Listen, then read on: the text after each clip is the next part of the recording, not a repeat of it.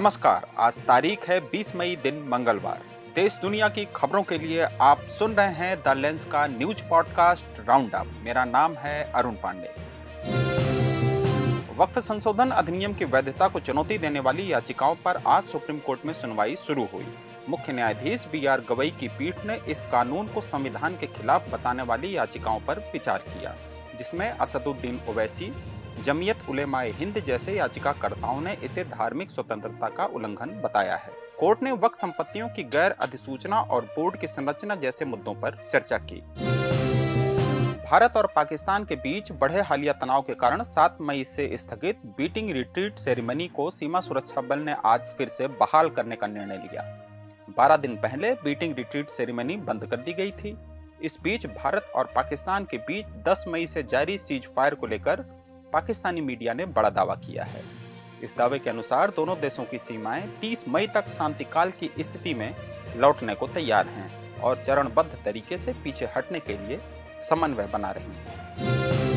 मुख्यमंत्री विजय शाह की कथित टिप्पणी के बाद भारतीय सेना की कर्नल सोफिया कुरैशी के मामले में सुप्रीम कोर्ट के आदेश पर मध्य प्रदेश सरकार ने एक विशेष जांच दल का गठन किया। इसमें सागर जोन के IG प्रमोद वर्मा सहित 3 IPS अधिकारी शामिल किए गए हैं। सुप्रीम कोर्ट में सुनवाई के अगले दिन मध्य प्रदेश प्रशासन ने यह कार्रवाई की है।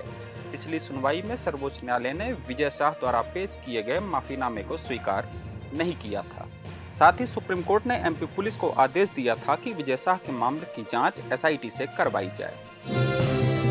राष्ट्रवादी कांग्रेस पार्टी के दिग्गज नेता छगन भुजबल ने मंगलवार को महाराष्ट्र मंत्रिमंडल में मंत्री पद की शपथ ली। लंबे समय से चली आ रही अटकलों के बाद उन्हें मंत्रिमंडल में शामिल किया गया है। पिछले साल दिसंबर में भुजबल को फडणवीस मंत्रिमंडल में जगह नहीं दी गई थी, जिससे वे नाराज बताए जा रहे थे। भुजबल ने तब खुलासा किया था कि उन्हें राज्यपाल बनने और राज्यसभा जाने का प्रस्ताव मिला था, लेकिन उन्होंने इसे ठुकरा दिया था। आज शपथ लेने के बाद भुजबल ने कहा, मुझे किसी विशेष मंत्रालय की चाह नहीं है, जो भी मिलेगा उसे पूरी जिम्मेदारी से संभालूंगा। अंत भला तो सब भला। उत्तर प्रदेश के हरदोई में 2 ट्रेनों को डिरेल करने की कोशिश को नाकाम कर दिया गया है। यह घटना दलेल नगर और उमराताली स्टेशन के बीच की है। बताया जाता है कि राजधानी एक्सप्रेस लखनऊ की ओर जा रही थी, तभी अराजक तत्वों ने ट्रैक पर अर्थिंग वायर से लकड़ी का गुटका बांधकर ट्रेन को पटरी से उतारने की कोशिश की, लेकिन लोको पायलट ने समय रहते खतरे को भांप लिया और इमरजेंसी ब्रेक लगा दी। छत्तीसगढ़ के सरगुजा जिले के रघुनाथपुर सरकारी अस्पताल से चौंकाने वाली खबर आई है। 2 मासूम बच्चों के कुएं में डूबने से मौत के बाद उनके परिजनों ने डॉक्टर पर पोस्टमार्टम के लिए 10-10 हजार रुपए रिश्वत मांगने का आरोप लगाया।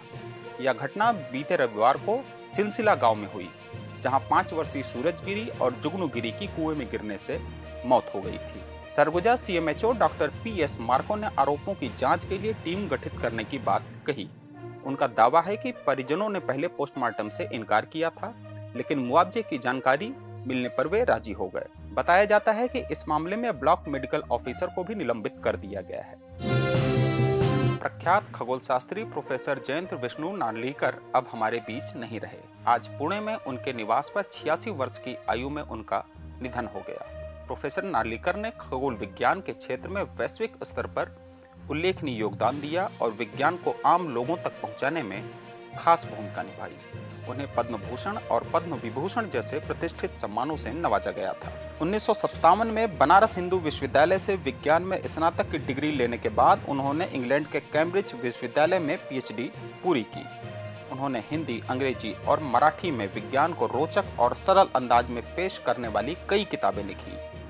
धूमकेतु, जो हिंदी में विज्ञान कथाओं का संग्रह है, और द रिटर्न ऑफ वामन एक विज्ञान आधारित उपन्यास है। ये किताबें जटिल वैज्ञानिक अवधारणाओं को आसान भाषा में समझाने में मददगार हैं। अमेरिकी राष्ट्रपति डोनाल्ड ट्रंप ने रूस के राष्ट्रपति व्लादिमीर पुतिन से 2 घंटे की बातचीत के बाद दावा किया कि रूस और यूक्रेन जल्द ही युद्ध विराम पर वार्ता शुरू करेंगे। ट्रंप ने इस बारे में यूक्रेन के राष्ट्रपति वोलोदिमीर जेलेंस्की और यूरोपीय नेताओं से भी चर्चा की। अब खबर जरा हटके में हम बात करेंगे 5G को लेकर फैली कुछ अफवाहों और इस पर क्या कहती है ताजा वैज्ञानिक खोज।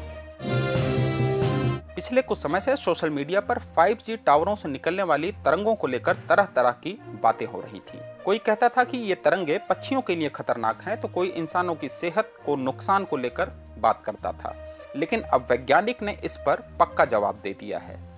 जर्मनी की कंस्ट्रक्टर यूनिवर्सिटी के वैज्ञानिकों ने 5G तरंगों पर गहन रिसर्च की। उन्होंने इंसानी त्वचा की कोशिकाओं को 5G की अलग अलग फ्रीक्वेंसी में 2 से 48 घंटे तक रखा और नतीजा चौंकाने वाला।